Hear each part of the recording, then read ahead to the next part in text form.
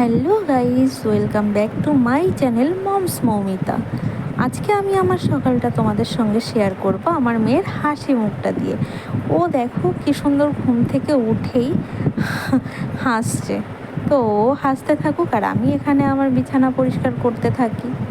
বিছানাটা সুন্দর করে গুছিয়ে রাখাই প্রত্যেকটা মেয়ের কাজ সকালে ঘুম থেকে উঠে। তো আমার বিছানা ঝাড়া হয়ে গেছে, এবার আমি বালিশগুলোকে গুছিয়ে রাখলাম। তারপর আমি এই ন্যাকড়াগুলো কালকে ধুয়ে মেলে দিয়েছিলাম জালনায়, তো সেগুলো দেখলাম শুকিয়ে গেছে, তাই ভাঁজ করে নিচ্ছি।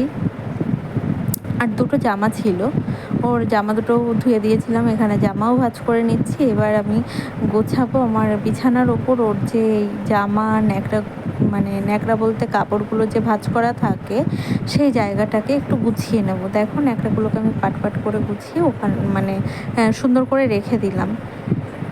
এবার আমি তোমাদের সঙ্গে শেয়ার করব যে ঘরটা গোছানোর পর কেমন লাগছে, আমার মেয়ে কী করছে। দেখো এখানে আমার মেয়ে শুয়ে আছে আর এই যে বিছানা গোছানো হয়ে গেছে।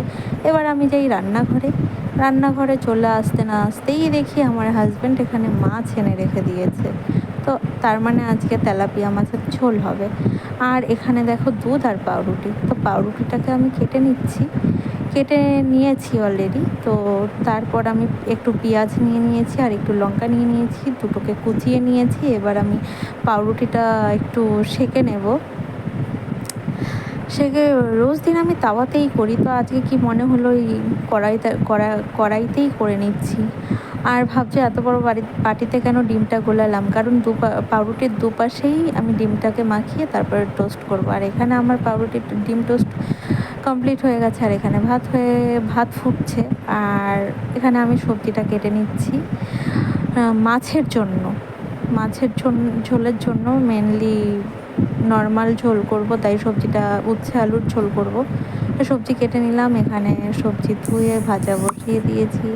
সবজিটা হালকা ভাজা হয়ে গেলেই নামিয়ে দেবো। আর এখানে ভাত দেখো প্রায় হয়ে এসছে, তাই দেখছিলাম। আর মাছ ধুয়ে রেখেছি এখন, আর সবজি ভাজা হয়ে গেছে। এবার মাছটাকে নুন হলুদ মাখিয়ে এখানে তেল গরম হয়ে গেছে, তেলের মধ্যে ছাড়বো। মাছটা ভাজা হয়ে গেলে দেখো আরেকটা মাছকে ভালো করে নুন আর হলুদ মাখছি। তো মাখানো হয়ে গেলে এটাকেও ছাড়বো তেলে। এবার মাছটা ভাজা হয়ে গেছে, দেখো মাছটা তুলে নিলাম। তারপর তেলের মধ্যে একটু রাঁধুনি ফোড়ন দিয়ে দিলাম। রাঁধুনি ফোড়ন দিয়ে এখানে আলুটা আর উচ্ছেটাকে একটু করে জল ঢেলে দিয়েছিলাম। তারপরে একটু ভাজা জিরের গুঁড়ো দিয়েছিলাম। আমার তরকারি কমপ্লিট। আর তরকারি যেহেতু হয়ে গেছে, এখানে আমি গ্যাসটা এবার বাসন ধোয়ার পালা। বাসনটা ধুয়ে নিচ্ছি, তারপর গ্যাস মুছবো। দেখো বাসনগুলো আস্তে আস্তে করে ধুয়ে নিচ্ছি। আমি বাসনগুলো ধুতে থাকি আর তোমরা দেখতে থাকো।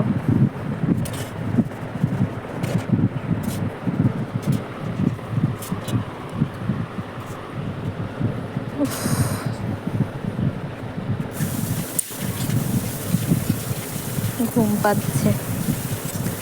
যাই হোক গাইজ, আমার বাসন মাজা হয়ে গেছে। এবার আমি বাসন ধুয়ে নিয়েছি, দেখতেই পাচ্ছ। ধুয়ে বাসনগুলোকে ঠিকঠাক জায়গা মতো রেখে এবার আমি এই দুধের সসপ্যানটাকে মাজবো, কারণ ওটা মাজতেই একটু বেশি সময় লাগে, তাই জন্য ওটাকে একটু বেশি টাইম দিই। তো দুধের সসপ্যান মাজা হয়ে গেছে। এবার আমি ওভেনটাকে মেজে আর মুছে নেব। তো গাইজ, আজকের মতো ভিডিওটা এখানেই এন্ড করছি। দেখা হচ্ছে নতুন কোনো ভিডিওর সঙ্গে। টাটা, বাই বাই সবাই।